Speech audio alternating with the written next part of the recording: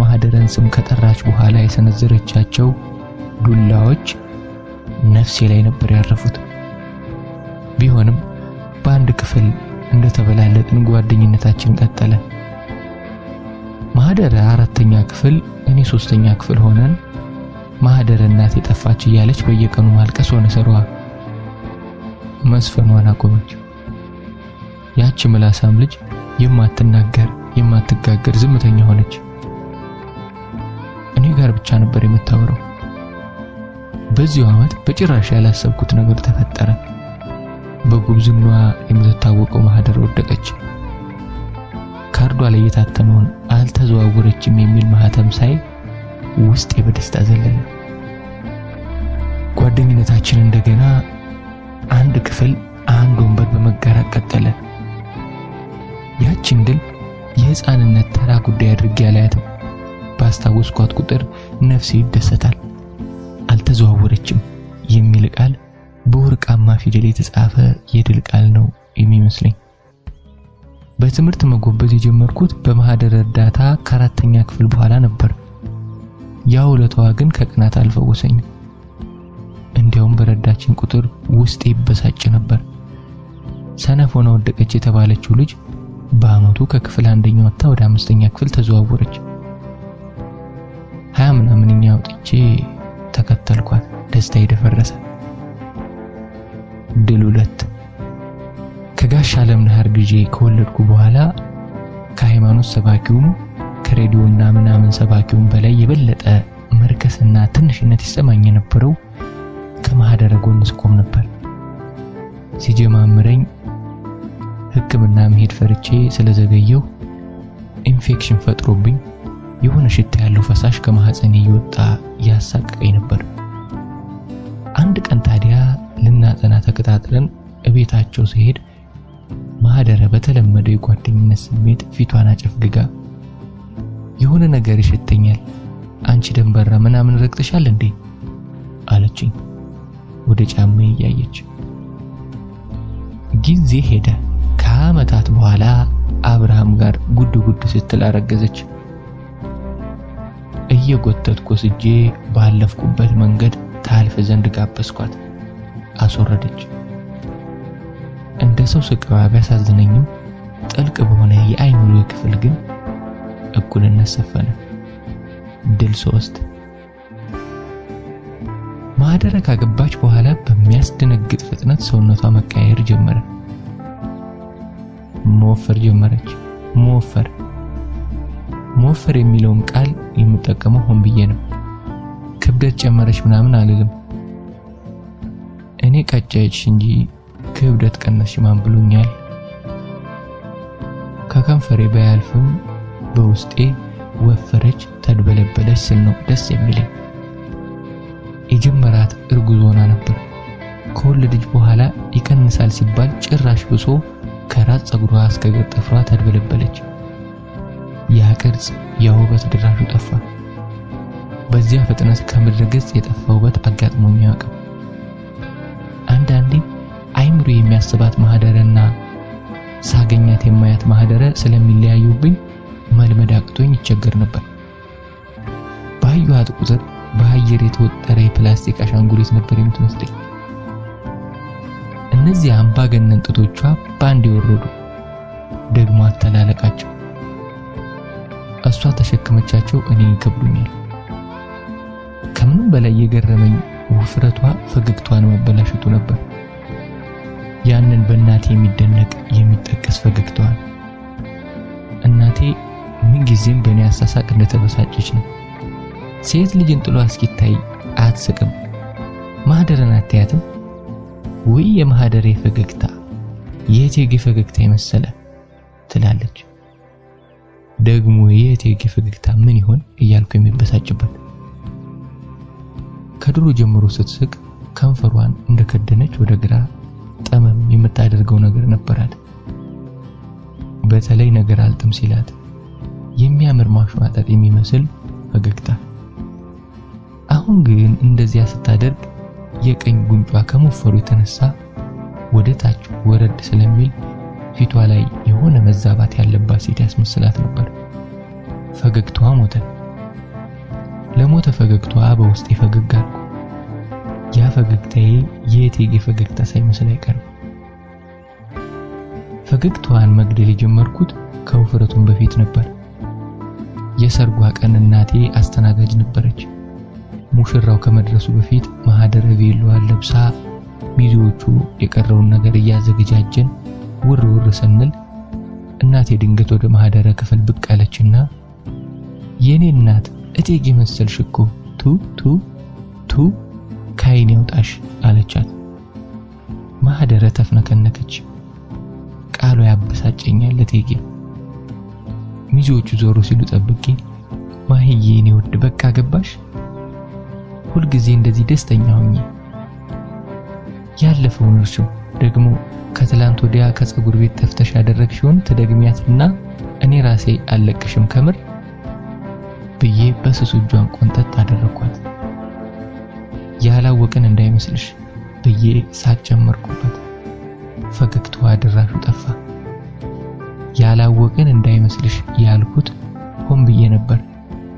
ልክስክስነትሽን ሁሉም አውቋል። ተሳቀቂ ነበር መልእክቱ። እንዳሰብኩትም ተሳቃ ፊቷን ጥላዋለች። በሰርጓ ቀን እልል እያልኩ በጭፈራው መሃል አያታለሁ።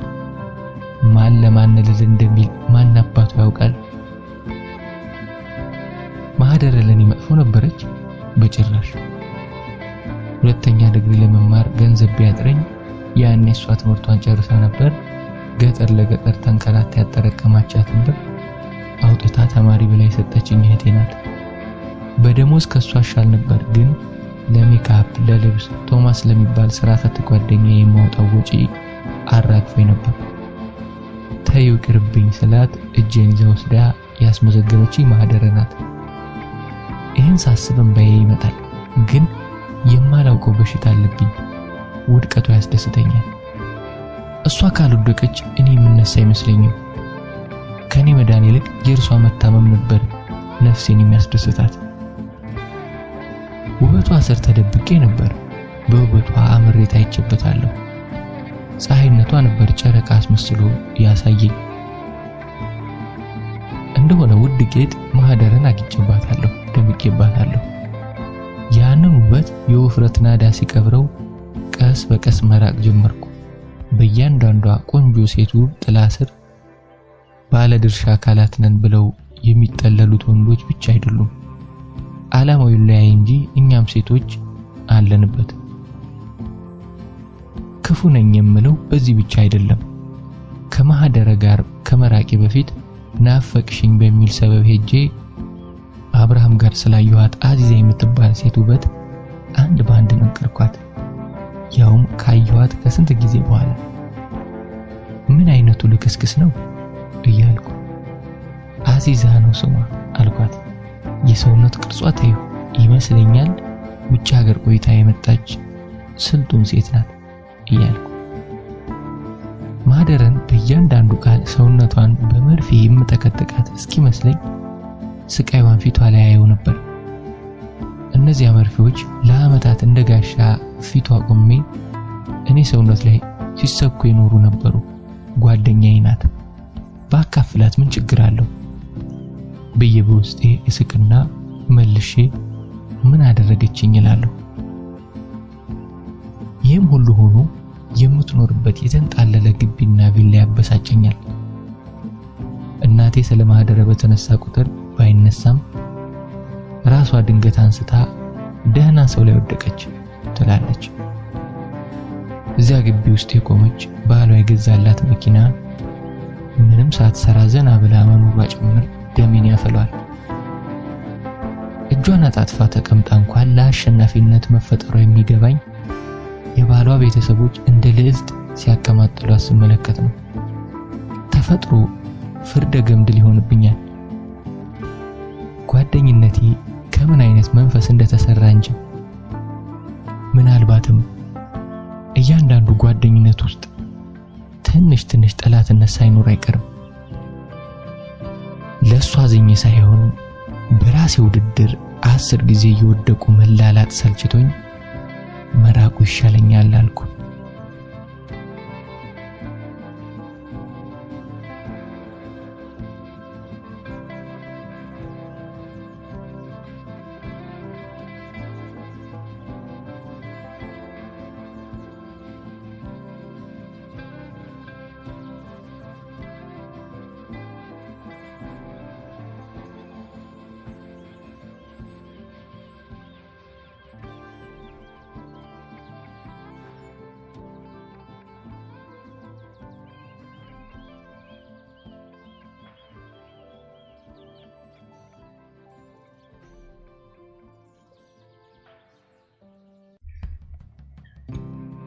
ክፍል 4 አሳው ምኛ መረቡ ምኛ።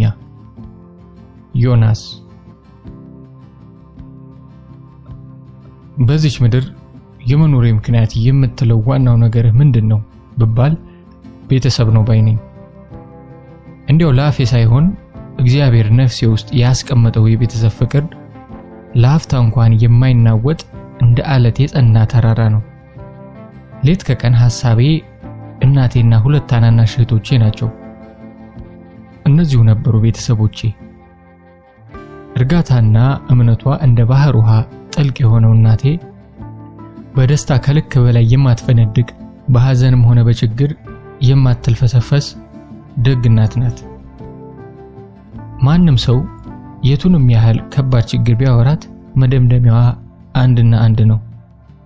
መድኃኔዓለም ያውቃል። እህቶቼ አዜብና ማርያም ሰምራ ዛሬ አድገው የማማ እርጋታ ተጋባባቸው እንጂ በልጅነታቸው በብስጭት ጸጉሬን የሚያስነጩኝ እሳቶች ነበሩ። ቢሆንም ታዲያ ጨዋነታቸውን አገር የመሰከረላቸው ልጆች ናቸው። ዛሬ አዜብ ነርስ ስትሆን ማርያም ሰምራ ደግሞ ዳኛ ሆናለች። ሁለቱም ከእህትነት ይልቅ ልጆቼን የሚመስሉኝ። ደስታም ሆነ ሐዘኔ የህይወት ውዳሴም ሆነ ስኬትና ውድቀቴ ሁሉ በቤተሰቤ ዙሪያ ብቻ የሚያጠነጥን ነው። ያለኝን ሁሉ ነፍሴንም ቢሆን ለቤተሰቤ ሰጥቼ በምድር ላይ አለ የሚባል ደስታ ባጎናጸፋቸው ደስታዬ ነው።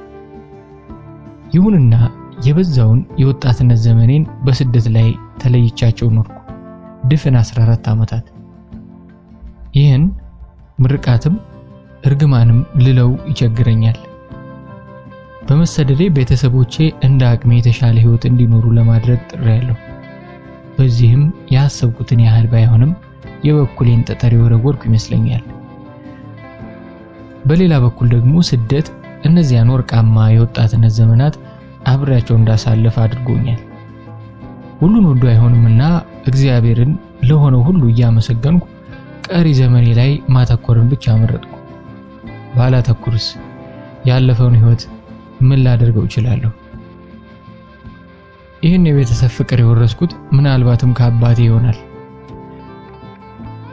አባቴ ጥላሁን ነፍሱን በገነት ያኑራትና ላይን የማይሞላ ከሰውነቱ ይልቅ ባህሪው ያስከበረው ሰው ነበር። እንደ ስሙ ለቤተሰቡ የእውነትም ጥላ የነበረ ብርቱ ሰው። ከሥራ በስተቀር ለእንቶ ፈንቶና ላረባ ነገር ጊዜውን ሳያባክን ይህችን ዓለም ተሰናበተ። ሥራ ሱስ የሆነበት አባት ነበር። ጧት ከቤት ይወጣል፣ ወደ ሥራ ቦታው መርካቶ ይሄዳል። ማታ ከሥራ ይወጣል፣ ወደ ቤቱ ይመለሳል።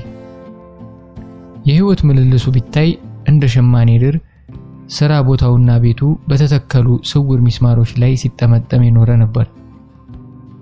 ከዚህ ውጪ ታየ ከተባለ ወይም ቤተክርስቲያን አሊያም የታመመ ሊጠይቅና የሞተን ሊያጽናና ሲሄድ ነው። የአባባ የቤተሰብ ፍቅር ነበር ተብሎ ብቻ የሚታለፍ አልነበረም። አባቴን ባስታወስኩት ቁጥር በወቅቱ ያላስተዋልኩትን ጉዳይ በጥልቀት አስባለሁ። አባትነት ስለሚባለው ነገር እኛን ልጆቹን ባለፈ ህይወታችን ተጠንቅቆ አሳድጎናል። የልጅነት ባህሪያችን የተጋነነ አእምሮት ውስጥ አስገብቶን የማይሆን ነገር ካልጠየቅን በስተቀር ማድረግ የሚገባውን አጉድሎብን አያውቅም። ይህም ብቻ አልነበረም። ስለ ቤተሰብ የወደፊት ዕጣ ፈንታ አርቆ ያየ ማየት ብቻ ሳይሆን ነጋችንን እንደ ምቹ አልጋ አንጥፎልን ያለፈ ሙሉ አባት ነበር። በዚህ አርቆ አስተያይነቱ ሞቶ እንኳን በእያንዳንዱ ህይወታችን አብሮን አለ ስል በመንፈስ ዛሬም አብሮን አለ እንደሚሉት የልማድ ንግግር አይደለም። እንዲህ በአካል በእጆቼ አልዳሰው እንጂ በመንገዴ ሁሉ ጎዳናው ይሰማኛል። ዛሬ ላይ የቤተሰባችን በረንዳ ላይ ስቆም አባባ ከሥራ ሲመጣ የነበረው ነገር ሁሉ ይታወሰኝና የማላውቀው ቁዘማ ውስጥ ገባለሁ። ሁሌ ከምሽቱ 1 ሰዓት አካባቢ ያኔውን የግቢያችን የቆርቆሮ በር ገርበብ አድርጎ ይገባል። በጨለማው ውስጥ በዛፎቹ ጥላ መሃል ነጭ ጋቢውን እንደ ጨረቃ ከሩቅ ይታያል። ሁልጊዜም በሩን እንዳለፈ ያስላል። ያቺ ሳል መጥቻለሁ የምትል መጥሪያ መሆኗ ነው። በእርግጥ አባባ ከአባባነት ፍቅሩ እኩል ቅጣቱም አብሮ የሚታወስ ባህሪው ነበር። በተለይ እኔ አንዳንዴ ከሌሎች አባቶች ጋር ሳስተያየው ትንሽ ግራ የሚሆንብኝ ነገር ነበር። እንደ ባህልም ይሁን እምነት ብቻ የሚበዛው የሀገራችን ወላጅ ሴት ልጆቹ ላይ ቁጥጥሩ ጠበቅ ይላል። የአባባ ባህሪ ግን በተቃራኒው ነበር። ሁለቱ ሴት እህቶቼ ያን ያህል ቁጥጥር የማይበዛባቸው፣ እንዲያውም ያጠፉትን ቢያጠፉ ከናካቴው የአባባ እጅ ተነስቶባቸው የማያውቅ ቅንጦች ነበሩ። እኔ ላይ ግን ቁጥጥሩም ሆነ አጥፍቼ ሲገኝ ቅጣቱ የማያፈናፍን ነበር። ምክሩም ቁጣ የቀላቀለ ለእህቶቼ አንድ ነገር አላካፍልም ካልኩ ሙሉውን ቀምቶ ይሰጣቸውና የምክር ነጎድጓዱን ያወርድብኛል። ስግብግብና ራስ ወዳድ ሰው አባት አይሆንም። ይሄን አየር ተመልከት ይላል ወደማይታየው አየር በእጁ እየቀዘፈ። የፈጣሪ አባትነት የቸረን ነው። ይሄን ውሃ ተመልከት፣ ፀሐዩን፣ መሬቱን፣ ተራራውን ሁሉ የአባትነት ስጦታ ነው። አባትነት ሙሉ ለሙሉ ያለህን መስጠት ካልሆነም ማካፈል ነው። መስጠት ባይሆንልህ ማካፈል ልመድ። ስግብግብ ሰው ቤት አይሰራም፣ ባክኖ ይቀራል። ስግብግብ ሰው ምቾትን ይወዳልና ፈሪ ነው። ፈሪ እንኳን ቤተሰቡን ራሱን አይታደግም። ፈሪ ህይወት የዘረጋችለትን ጥርጊያ መንገድ ትቶ ጢሻ ለጢሻ ሲዳክር እንኳን ከሌላው ከራሱ ሲደበቅ ይኖራል። ወንዱን ይሄን እዚህ ከእህቶች ጀመረ። ታዲያ ይሄን ሽሽት ይመስለኛል ወደ እናቴ መጠጋት አበዛ ነበር። በእናታችን የጓዳ ስራና ምክር የሚሰላቸው እህቶቼ ደግሞ ወደ አባቴ ያዘነብናሉ። ለምክሩ እናቴ ማትተናነስ። ልዩነቱ የማማ ምክር ምንጊዜም ወጥ እንጨት ይቀድመዋል። እህቶቼ ሰው የሆኑት በማማ ወጥ እንጨት ነው ብል አላጋነንኩ። የፈለገ ብትማር ብትሰለጥን እግሯ ከጓዳዋ የተነቀለ ሴት ጥላቢስ ናት። ባሎቻችሁ ቢታገሱ ልጆቻችሁ አይምሯችሁም፣ ሙያ ለመዱ ትላቸዋለች። መሃል አዲስ አበባ ተወልደውና አድገው ጠላ መጥመቅ፣ ጠጅ መጣልና እንዝርት ማሾር የሚችሉ እህቶቼ ኖሩኝ በእናቴ ምክንያት ነው። እህቶቼ ታዲያ ከትምህርት ቤት ሲወጡ በዚያው መርካቶ አባቴ ጋር ወደ ሱቅ ሄደው ማታ አብረውት ወደ ቤት ይመለሳሉ። ወደ መርካቶ ሲሄዱ አባባን እናግዘው ነበር ሰበባቸው። ወይ ማገዝ ያማራቸውን ሲበሉና ሲጠጡ ብለው ራት እንኳን እስኪዘጋቸው ጠግበው ነበር የሚመጡት። አባባ ያቀብጣቸው ነበር። እኔ እግር ጥሎኝ ሱቅ ከሄድኩ ግን ወገቤ እስኪቆረጥ ጣቃ አስተቀለልና ስደረድር ነበሩ ላይ ብዙውን ጊዜ እኔ እናቴ ስርስር መጠመጥ አመሻለሁ። አባባ ነው መርመጥመጥ የሚለው። አባቴ ካረፈ በኋላ ለእህቶቼ መሸሻ መደበቂያቸው ነው። አባባ በመንፈስም በአካልም አዘጋጅቶኝ ነበርና ጨርሶ ይጃቸው ባልወድቅም እንደ አባባ ሆኜላቸዋለሁ ብዬ ግን አላስብም። ቢሆንም ዋርካ በሌለበት እንቧጮ አድባር ይሆናል እንደሚባለው የቤታችን አድባር የሆንኩት ገና በወጣትነቴ ነበር። የ11ኛ ክፍል ተማሪ ሆኜ። ያኔ ይሄ ሁሉ ከመሆኑ በፊት አባባ ዘመድ ወዳጆቹ ሁሉ ይሄ ነገር ትንሽ አራቀም እያሉት ከአዲስ አበባ ወጣ ብሎ ሰፊ ቦታ ገዛ። ከኖርንበት ከቀደመው ገዳም ሰፈር ለቀን ወደ አዲሱ ሰፈራችን ተሰደድን። አዲስ በገዛው ቦታ ላይ አቅሙ በፈቀደው መጠን ቤት ሰርቶ እኛ ቤተሰቦቹን መንደላቀቅ ባይባልም ምንም ሳይጎድልብን ለማኖር በቃ። ዛሬም ድረስ ብዙሃኑ ኢትዮጵያዊ በህልሙ እንኳን የማያስበውን ፈረስ የሚያስጋለው ግቢና አሁንም ድረስ ዘመናዊ ሊባል የሚችል ቤት ባለቤት ያደረገን ይሄ አባቴ አስተዋይና ለቤተሰቡ የወደፊት ኑሮ የነበረው አርቆ ሐሳቢነቱ ነበር። ለኔ አባትነት ትርጉሙ ያለፈ ታሪኩ ሲወሳ በቤተሰቡ ልብ የሚመሰገን፣ ዛሬ ላይ አብሮነቱና ፍቅሩ በስራ የሚገለጽ፣ ስለነገ የቤተሰቡን ህልም አርቆ የሚያይ ማለት ነው። ትክክለኛ አባትነት በአንድ አካል ሶስት ዘመን ላይ የሚኖር ማንነት ነው። ትላንታችንን የሚያሻግር ዛሬያችን ላይ እንደ ሰዓት አጥር ከቦን የሚቆም ነጋችንን ከተሻለ ድልና ተስፋ ጋር የሚያጋባ አባትነት በሰማይ ያለው አምላክ ምድራዊ ምሳሌ መሆን ነው። እንደዚያ ነበር አባባ። አንዳንዴ በጎነት ብቻ ሳይሆን እድልም ያስፈልጋል መሰል።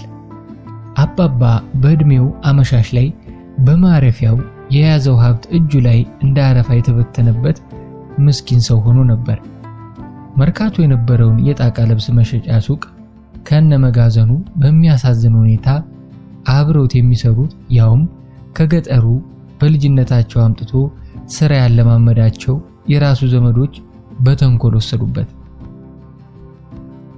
ያኔ ገና ልጅ ነበርኩና ዝርዝሩ ባይገባኝም ብቻ የሆነ ገንዘብ ተበድሮ አልመለሰም በሚል ጉዳይ ፍርድ ቤት ሲመላለስና ሱቁ በሐራጅ ተሽጦ መልሰው እነሱ ገዙት ብሎ ሲበሳጭ ትዝ ይለኝ ነበር። ያ ሱቅ የጣቃዎቹ ሽታ፣ የጨርቆቹ ልስላሴ በተከመረው ጣቃ ላይ በልጅነታችን እኔና እህቶቼ እየተንከባለልን የምንጫወትባቸው ጣቃ የሚጠቀለልባቸው የወረቀት ቱቦችን ሰው ጆሮ ላይ እየደገንን እንደ መኪና ጥሩምባ በማጮህ የምናስደነግጠው ያ ሁሉ ከአይምሮዬ የማይጠፋ የልጅነት ትዝታ ጥሎብኛል። ከሱቁ መወሰድ በኋላ እስከ ዛሬ የሚታየኝ አባባ ምስል ፋይልና ወረቀት ይዞ በብስጭትና ተስፋ በመቁረጥ ቤታችን በረንዳ ላይ ኩርምት ብሎ እንደተቀመጠ ነው። ያኔ ማማ ወይ ከዚህ ቦታ ትንሽ ቀንሰን ሸጠን ሱቁን ለምን አናስቀርም ብላው ነበር። እንዴት የልጆችን ማረፊያ ሽጥኛለሽ ብሎ ሲቆጣ አስታውሳለሁ። የዚያን ቀን ቤታችንንም ነጥቀው ይወስዱበት ይመስል በረንዳ ላይ ቆሞ ሰፊውን ግቢ በስስት ዓይን ሲቃኝና ብቻውን ክፋት እኮ ነው ክፋት እያለ ሲያነበንብ ትዝ ይለኛል። የገዛው ሰፊ ቦታ ላይ ለብቻው የተወሰነ ቦታ አጥሮ የከብት እርባታ ሊጀምር ደፋ ቀና ሲል ነበር። ባላወቅኩት ምክንያት አልሆነለትም እንጂ ያ ሱቅ ሁሉ ነገሩን ሰበረው። ሱቁን ከወሰዱበት በኋላ ስራው ማዘንና መበሳጨት ሆነ። አንዳንዴ አራዳ ጊዮርጊስ ይሄድና ሙሉ ቀን እዚያው ውሎ ሲመሻሽ ይመጣል። ከደብሩ ሁሉ አራዳ ጊዮርጊስን ይወደው ነበር። ከክፍለ ሀገር መጥቶ አዲስ አበባን እንደረገጠ ያረፈው ጊዮርጊስ ደብሩ ውስጥ እንደነበር ይናገራል። ቆይቶ ደግሞ እዚያው ገዳም ሰፈር ከተመ። ከመላላቅ እስከ ሱቅ በደረቴ ከዚያም አልፎ መርካቶ ተሻግሮ ባለ ሱቅ እስከ መሆን የደረሰው መነሻውን ከዚሁ ደብር አድርጎ ነበር። በዚያው ሰሞን ነገሩ ተገጣጥሞ ይሁን አሊያም በሌላ ምክንያት ህመም የማያውቀው አባቴ ድንገት ታሞ ሆስፒታል ገባ። ከዚያ በኋላ ጤና አልነበረውም። የቤቱ የመጀመሪያ ልጅ እንደመሆኔ ቀን ከሌት ህልሜ እነዚያን ከሃዲ ዘመዶቹን መግደል ነበር። በአዘቦት በአውደ ዓመት እቤታችን ተንጋግተው እየመጡ አይሞያ እያሉ የሰለቀጡት ዶሮና ክትፎ አባባ ባለፈ ባገደመ ቁጥር በአክብሮት ቁጭ ብድግ ሲሉ ይታየኛል። ለአባቴ በለስላሳ ምላሳቸው ያወርዱለት የነበረው ውዳሴ አሁንም ጆሮዬ ላይ ያቃጭላል። የምንጊዜ ምኞቴ ሱቃችንን ማስመለስ ሳይሆን እነዚያን እፉኝት መግደል ነበር። ከንብረቱም በላይ አባቴን በሽታ ላይ በመጣላቸው በልጅ ልቤ በቀል ሳመንጅግ ነው የኖርኩት። ብዙ አልቆየም አባቴ አልጋ ላይ በዋለ በአመቱ አረፈ። ታዲያ አልጋ ላይ ሆኖ እንኳን ስለ ቤተሰቡ የነገ ህይወት ሲደክም ደህና አረፍት እንኳን አላረፈም። የተረፈችውን ብር ለቃቅሞ ግቢ ውስጥ ያለን ቦታ ላይ የሚከራዩ ሰርቪስ ቤቶች ሊያሰራ ወጣ ወረደ። ለረጅም ጊዜ መተዳደሪያችን የእነዚያ ቤቶች ኪራይ ነበር። አሁን ላይ ሳስበው የሚያሳዝነኝ በወጉ እንኳን ተኝቶ አላስታመምነውም ነበር። ከአናጺ ጋር ሲከራከር ከግንበኛ ጋር ሲነታረክ ህመሙ በቁሙ ጎዳው። አንድ ቀን ሰርቪሶቹን ቀለም ሲያስቀባ ውሎ ለምሳ አረፍ እንዳለ ራሱን ስተወደቀ። ደጋግፈው ወደ ቤት አስገቡት። ከዚያ በኋላ እንደገና አልተነሳም። ከአንድ ወር በኋላ አረፈ። ያንተ ግዴታ ነው ያለኝ ሰው ባይኖርም የመጀመሪያ ልጅ ነኝና የቤተሰቡ ምሰሶ ሲመታ ባልጠነከሩ ክንዶቼ ጣሪያውን ደግፎ መቆም የኔ ኃላፊነት ነበር። እናታችን ከቤት ወጥታ የማታውቅ የቤት እመቤት፣ ሁለት እህቶቼ በእድሜ ከኔ በታች የነበሩ ታዳጊዎች ነበሩ። ነገሩ ቀላል አልነበረም። ገና ከ10ኛ ክፍል ወደ 11ኛ ክፍል እንዳለፍኩ ነበር ከቤታችን በስተቀር ቤሳቤስቲን እጃችን ላይ አልነበረም። መጀመሪያ ያደረግነው ምንም ያልሰራንበት ለከብት እርባታ ብሎ አባባ ያጠረውን ቦታ ከፍለን መሸጥ ነበር። በወቅቱ ከሽያጩ ያገኘነው ገቢ ቤተሰቡን ከሐሳብ ቢያሳርፈውም ዛሬ ላይ ግን ያንን ቦታ መሸጣችን አባባን መካድ ያህል ያንገበግበኛል። ያውም ዳር የተባለው ሰፈር እዚህ መሃል ሲሆን የዛኔ ድርጊታችን መካሪ ማጣት ነበር እላለሁ። እና ምን አማራጭ ነበራችሁ ብባል ግን አሁን ድረስ መልስ የለኝም። የሸጥነው ቦታ ላይ የተሰሩ 2 ቪላ ቤቶች የዚያ አቅመ ቢስነታችን ሐውልት ይመስሉኛል። ሳያቸው ደስ አይለኝም። እናቴ ታዲያ ሲበዛ አማኝናትና መድኃኔዓለም የቀረውን ይባርክልን ትላለች። ሌላ ምን ይባላል? እንደምንም ኑሮን በጥንቃቄ እየገፋን 2 ዓመታት አለፉ።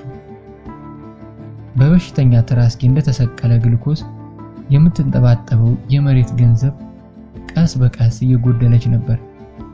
አባባ ባረፈ በ2ኛ ዓመቱ ሰው ተመርቆ ሲወጣ የሚሸከመውን የኃላፊነት ቀንበር እኔ ተሸክሜ ወደ ኮሌጅ ገባሁ። እዚህ ለገሃር ንግድ ሥራ ኮሌጅ። ገንዘብ አወጣጣችን በጥፍር እንደመራመድ ነበር በጥንቃቄ። በትምህርት ያን ያህል የተጨበጨበልኝ ባልሆንም መጥፎ ውጤት ግን አልነበረኝም። እንደውም አንዳንድ ትምህርቶች ላይ ከጥሩም በላይ ነበርኩ። ለምሳሌ ቋንቋና ሂሳብ። ቢሆንም ሳስበው ለቤተሰቦቼ ችግር ለመድረስ የመመረቂያ ጊዜ ርቆ ታየኝ። ያም ብቻ ሳይሆን ተመርቄ በደሞዝ ምን ልቀይር እችላለሁ የሚል ሐሳብ ያስጨንቀኝ ነበር። ገና ሳይደርስ ተስፋ የቆረጥኩበት ተስፋ አለ። ትምህርት ለኔ እንደዚያ ነበር፣ ተስፋ የቆረጥኩበት ተስፋ። ይሄ ደግሞ ሌላ የህይወት አማራጭ ወደ ማፈላለግ ገፋኝ። ምናልባት አባቴ ትምህርት ለሚባለው ነገር ያሳየው የነበረው ቸልተኝነት ጎትቶኝ እንደሆነም እንጃ። ዕውቀት መቼስ ጥሩ ነው፣ ግን ተምሮ የሌሎች ባሪያ መሆን ምኑም አይታየኝም ይል ነበር። ያን ያህል ትምህርት ላይ ግፉ የሚል አባት አልነበረም። ወደ ንግዱ ነበር የሚያደፋፍረን። ንግድ ትርፉ ብቻ እንዳይመስላችሁ፣ ነፃነቱ በብር አይተመንም ይለን ነበር። የአባባን ችክ ብሎ ከጧት እስከ ማታ መስራት ስመለከት ታዲያ ነፃነቱን እጠራጠር ነበር። የነፃነት ትርጉም ለመረዳት ትንሽ በባርነት ማለፍ ሳይጠይቅ አይቀርም። ቆይቶ ነው የአባባ አባባል የገባኝ። ለትምህርት እንዲህ ለዘብተኛ አባት ቢሆንም ታዲያ ጥሩ ትምህርት ቤት እየከፈለ ነበር ያስተማረን። በስደት ህይወቴ ባህር ከተሻገርኩበት ጀልባ እኩል የእንግሊዘኛ ቋንቋ ችሎታዬ ነፍሴን ታድጓታል። ይሄም የአባባ ስንቅ ነበር። ነፍሱ በሰላም ትረፍ። እንደዚህ ነኝ። ስለሱ ስጀምር አውራ እያለ የሚገፋኝ መንፈስ አለ። ታዲያ ቀብሩ ላይ የሚነበብ የህይወት ታሪኩ ሲጻፍ ጓደኞቹ ምን እንደሚጽፉ ጭንቅ አላቸው። ለምን ጨነቃቸው? እንደ አባባ አይነት ሰዎች ታሪካቸው ለአደባባይ አይሆንም። ዘምቶ አልተዋጋም፣ ተወዳድሮ ስልጣን ተምሮ ማዕረግ አልደረበም። አባባ በቤተሰቡ ልብ ላይ የገዘፈ ዝግባ ነበር። ብዙሃኑ የቤተሰቡን ተስፋ እንደ ደረጃ ረግጦ ለዓለም ብርሃን ልኩን በሚልበት ዓለም አባባ ለቤተሰቡ ዝቅ ብሎ ደረጃ የሆነ መልካም አባት ነበር። በሞት ተገርስሶም ጥላው እስከ ዛሬ ቤተሰቡን የከለለ ዝግባ። ፎቶኮፒ። ቀጥሎ ምንድነው የሚሆነው? መሬታችንን እየሸረፍን ሸጠን አጨብጭበን ከመቅረታችን በፊት ምን ላድርግ ነበር የየቀኑ ሐሳቤ። ንግድ አሰብኩ፣ ግን እርግጠኛ ባልሆንኩበት ነገር ያችን የመሬት ብድር ደፍሬ መንካት አስፈራኝ። ከቤት ኪራይ የምናገኘው ገቢ ያን ያህል የሚያወላዳ አልነበረም። እንዲያውም ከትምህርት ቤት ክፍያና ከታክሲ የሚያልፍ አልነበረም። ምናልባት አጋንኜ ይሆናል፣ ግን ወደ ችግር እየተንደረደርን እንደነበር ነው በውስጤ ይታየኝ የነበረው። እማማን ላማክራት ስሞክር አትጨነቅ መድኃኔዓለም ያውቃል ከማለት ያለፈ ምንም ነገር ካፋ አይወጣም ነበር። የሷን ያህል አማኝ ስላልሆንኩ ይሁን ወይም የአባቴ ሱቅ በግፍ ሲወሰድ መድኃኔዓለም ዝም ስላለ ብቻ አባባሏ የባሰ ያስጨንቀኝ ነበር እንጂ ተስፋ አልሰጠኝም። እንዲሁ በጭንቀት ሌላ 2 ዓመታት ነጎዱ። ንግድ ሥራ ኮሌጅ በዋናው በር በኩል መንገዱን ተሻግሮ 2 ወጣት ወንድማማቾች የከፈቱት ፎቶኮፒ ቤት ነበረች። የኮሌጁ ተማሪ ሃንዳውት ኮፒ የሚያደርግባት።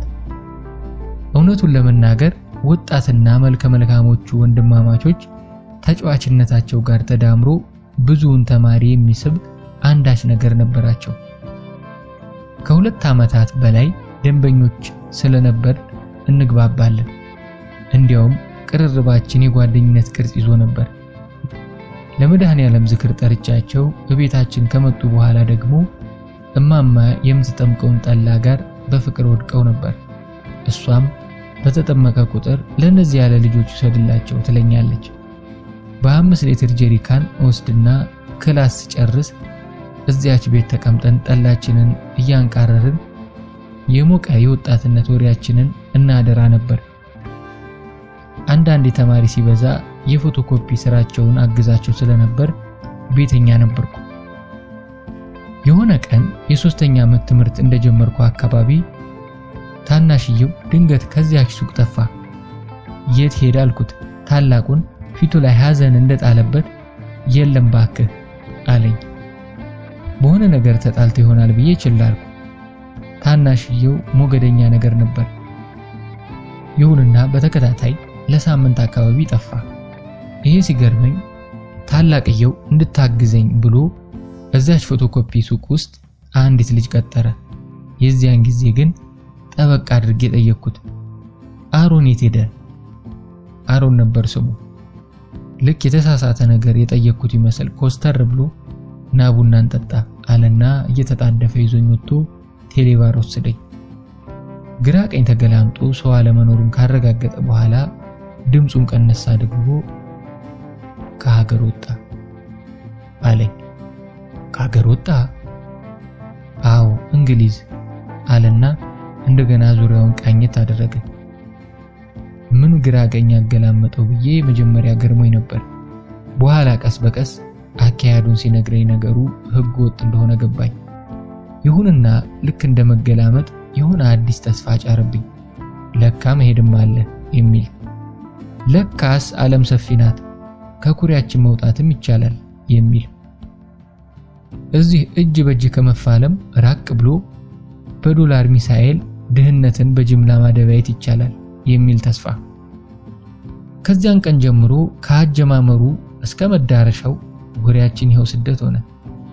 አልፎ አልፎ ስለ ቤተሰቦቻችንም ጉዳይ አወራን። በተለይ እኔ በጥያቄ መቆሚያ መቀመጫ ስላሳጣሁት እስኪሰላጭ ወሬውን ከረምንበት። እኔም ፈጽሞ በአይምሮዬ የሌለ ነገር እንደ መንፈስ ገብቶብኝ ቆሜም ተኝቼም ሐሳቤ ወደ ውጭ መሄድ ሆነ። ከብዙ ወሬና ማጣራት በኋላ ይሄው ልጅ አንዲት መንግስት ቢሮ ውስጥ የምትሰራ እድሜዋ 50ውን የተሻገረ ዘናጭ ሴት ጋር አስተዋወቀኝ። ማወቅ እንኳን አላውቃትም፣ አገናኘኝ ማለቱ ይቀላል። በሷ በኩል ነበር ከአዲስ አበባ እስከ አውሮፓ ከዚያም አሜሪካ ድረስ በተዘረጋ ህገ ወጥ ሰው አዘዋዋሪ